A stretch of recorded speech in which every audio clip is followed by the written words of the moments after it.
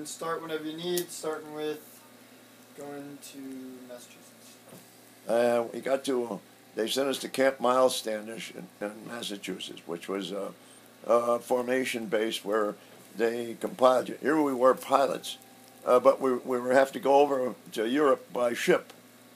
Only the bomber pilots usually flew over because they could do it, but fighters they couldn't. And not in that day and age they couldn't. We trained and at this base we really didn't have a hell of a lot to do because we were waiting to be shipped overseas.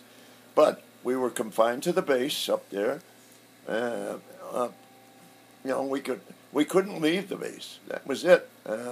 And yet, what frosted us is we had German prisoners of war serving us our meals, and then they enjoyed going out to dances with the local girls, that would put on these dances and stuff. Oh, that used to frost us, really. And here we couldn't even leave base. We were confined to base. So no, that was something. We only processed at Miles Standish for a short time till our ship was ready. And then what they did, then they trucked us. Didn't do anything, no flying or anything like that. There was just a waiting period. They put you together in certain groups and so on. So my group, we kind of lost track. 5 or 6 guys I'm talking about, went through cadets all together, and we kind of lost track of each other. And anyways, we were assigned a ship. Brazil, SS Brazil, which was a converted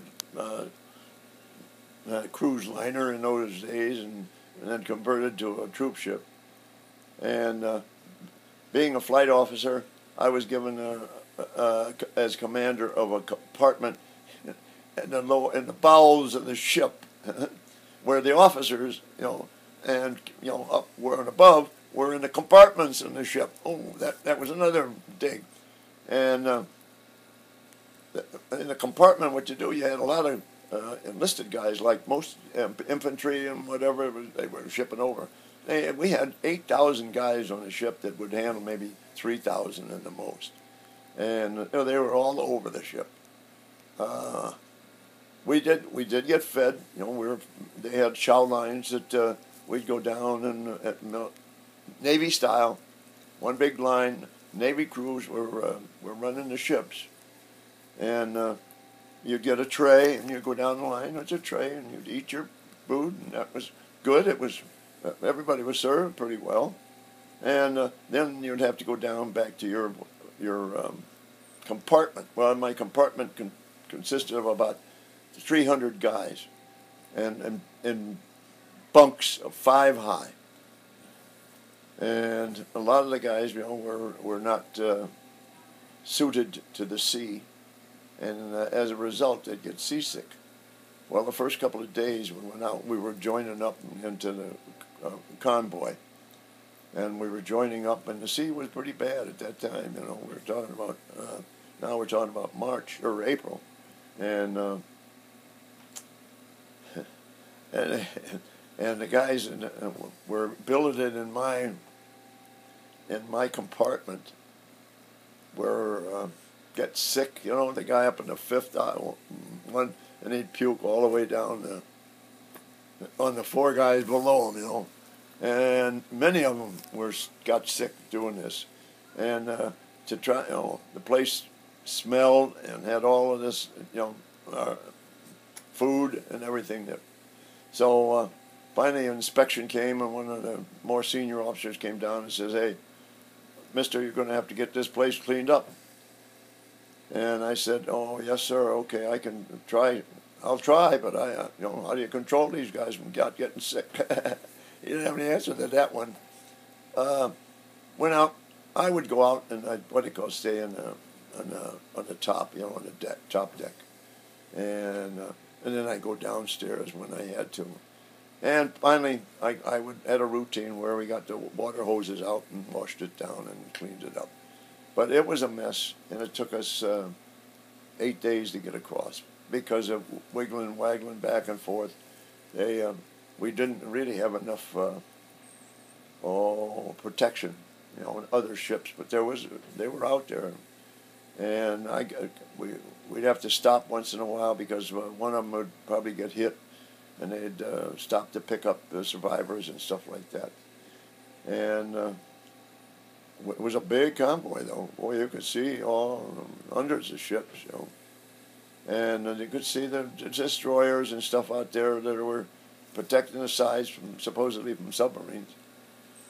Anyways, our ship got over there and landed in Liverpool, England. Amazing part about that was that as I was on deck waiting to debark with my group, you were grouped up in certain things, and when they called you, you got in line and they shuffled off with your stuff, with your effects, and then deboarded, and they met you at the end of the plank. And well, who was at the end of the gangplank for me was my brother Dick. And I couldn't believe my eyes. And, of course, we saw each other, you know, and we stopped and hugged each other.